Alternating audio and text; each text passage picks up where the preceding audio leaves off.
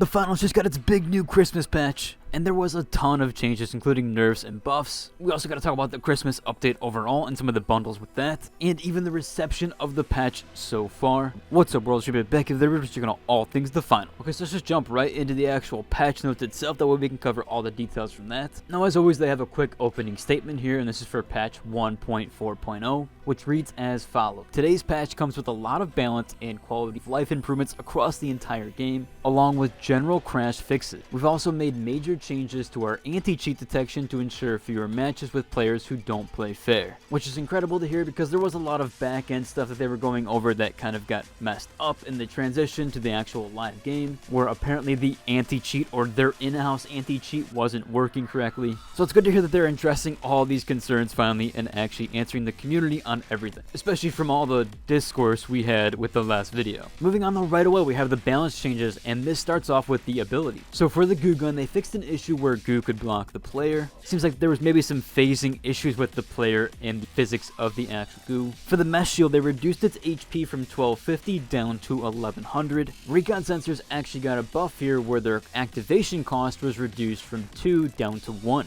It does seem like the recon sensors was underutilized, as a lot of people were discussing around what it actually does. And yeah, this just essentially reduces the cost of activation for the actual ability, meaning they get more utilization out of the resources they have. Kind of like how Invis works with its resource drain. Moving on to gadgets with C4. For the C4, max player damage was actually reduced from 240 down to 210. The C4 damage radius was also reduced from 2.4 meters down to 1.6. And the C4 self-damage multiplier was increased from 1 to 1.3. So some decent little nerfs there to the C4 damage, and a lot of people were complaining about gadget damage just in general. Dome shield also got nerfed from 350 HP down to 300. Gas mine had its arming time added to 1.6, which seems like its activation time upon throwing it down, which also happened in glitch mine, so once you throw it down, it will take 1.6 second arm and activate, or at least be ready to then be activated. The goo grenade also got the fix that the goo gun got, which fixed the kind of blockage or phasing through it. Mine damage also had some nerfs just like the C4, where its max player damage was reduced from 160 down to 140. Its radius was reduced from 4 meters down to 3.5,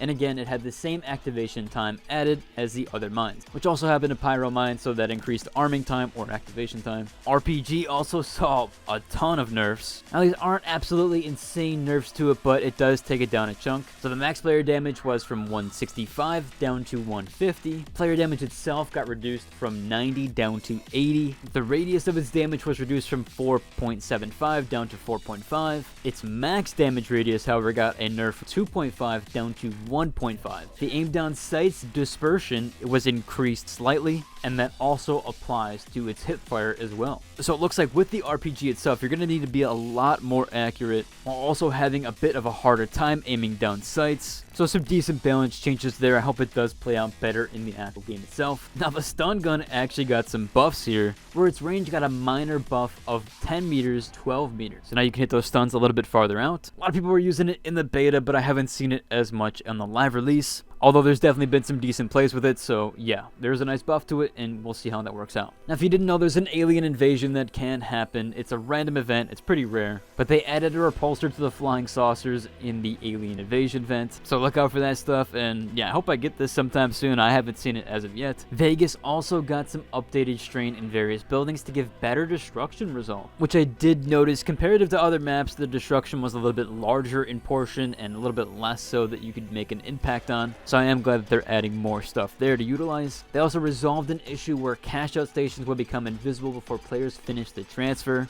I do believe this happened to me one time actually. I'll try to look through my footage and see if I can find it. But yeah, I'm glad they did fix that issue. Now there was some mode changes, or at least one here for Bankit. They disallowed deathmatch game show event from occurring Bank game mode, which yeah, definitely seems counterintuitive to Bankit itself. Now we also have a few weapon changes to go over. The AKM got a slight adjustments to its AKM recoil pattern. The flamethrower actually got its fire rate increased to 170 from 160. The LH1 saw its damage increase to 47 from 45, which is a bit of a minor bump there, but it's something. Melee weapons got an issue fixed with them where melee hits didn't always connect with enemy players. So some hit reg issues with some melee weapons, so if you were experiencing that, that should fix now. M11 actually got its damage increased to 16 from 15. Again, a very minor bump there, but it is something. Riot Shield fixed a bug where the shield would block bullets while invisible during interaction. They've been trying to address this issue for a while. It happened in beta, and it seems like it's happening again in live version. So hopefully they got that one sorted out now, although it seems like it's going to be a reoccurring issue. The SA-12-16 got its pellet dispersion increased slightly. The SA-12 also got its damage per pellet reduced from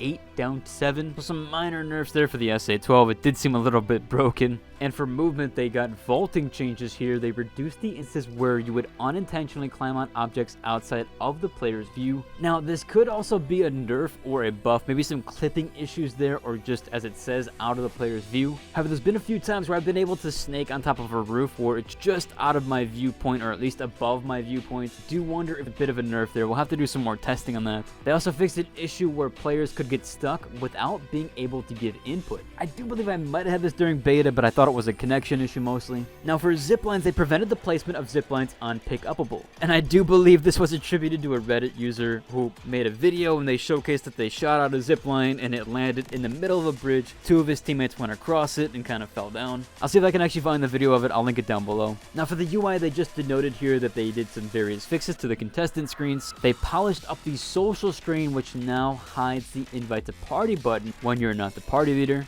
And they added a warning to the UI that appears when players are in danger of being AFK kicked. They also added player health bars that now use quad color when selecting settings, and the UI shows you as unranked unless you are among the top 500 on the leaderboard, which is actually kind of cool there, and a little bit of a flex for those ranked players to kind of flex that rank. All in all, for the patch notes section, that does cover it. Definitely happy with the more in-depth patch notes here, as well as the various fixes to a lot of things. Now this was actually the Christmas patch, and so this is probably the last patch that we'll see of 2023 possibly. I would say unless we see any emergency hotfix, this is probably the last one of 2024. So we did get the Christmas bundle, and right now there is a free Christmas bundle in the store. The offer for that bundle actually does end January 3rd. It's actually a decent bundle. There's a grenade skin, a charm, and even a Santa hat. So definitely cool they're giving it away for free and people don't have to dip into their wallet. All in all, it looks like people are pretty happy with the patch so far. There's been some comments about it on the Reddit as well as a few Reddit posts. A lot of people are happy that the balance changes are very minor and kind of just showcases that they're taking their time with them. Overall, definitely happy with the patch, especially the patch notes. Also, just another late minute mentionable here. The finals did actually drop a holiday or a Christmas video. This one is super short as well. If you want to check it out, I'll leave a link down below to that video as well. Overall, that should about cover for today's video. If you enjoyed it, like and subscribe. And to the next deuces.